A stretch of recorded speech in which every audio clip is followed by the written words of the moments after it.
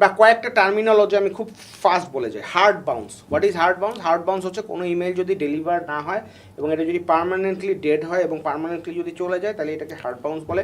কোনো ইমেল যদি আসে কিন্তু তার ইনবক্সে হয়তো জায়গা নেই, কোনো ইমেল হয়তো আসে কিন্তু ফায়ারওয়ালের জন্য ডেলিভার্ড হয় না, কোনো ইমেল হয়তো আসে বাট আপনার মনে করেন যে টেম্পোরারি সার্ভার সাসপেন্ড আছে, কোনো ইমেল হয়তো আসে কিন্তু আপনি মনে করেন যে ডেইলি কোটা বন্ধ হয়ে গেছে, যে আপনি এতগুলো করে ইমেল পাঠাইতে পারবেন পার ঘন্টায়, পার ডেতে, পার ডোমেইনে, এর চেয়ে বেশি এক্সিড করছেন, তখন এগুলো যখন রেস্ট্রিক্টেড হয় টেম্পোরারি টাইমের জন্য সেটাকে আপনার বলা হয় হচ্ছে সফট বাউন্স। তারপরে নেক্সট জিনিস হচ্ছে hard bounce, soft bounce, unsubscribe. Unsubscribe মানে হচ্ছে আপনি ইমেল পাঠাইলেন, সে একটা আনসাবস্ক্রাইব বাটনে ক্লিক করলে, এটা সহজে সবার মানে যারা জানে না তাদের জন্য বলতেছে, আনসাবস্ক্রাইব বাটনে ক্লিক করলে সে আপনার লিস্ট থেকে অটোমেটিক্যালি কী হয়ে যায়, রিমুভ হয়ে যাবে। এটা আপনাকে দিতে হবে।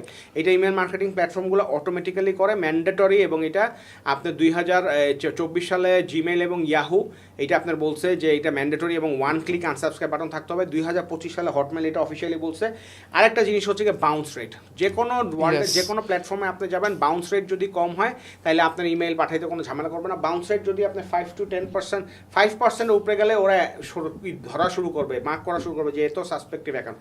10% উপরে গেলে they will straight ban your account. And আপনি ধরেন পেমেন্ট করে $100-200 দিয়ে আপনি পেমেন্ট করে যাই করেন না কেন, আপনারা আর কি করতে দেবে, ইমেল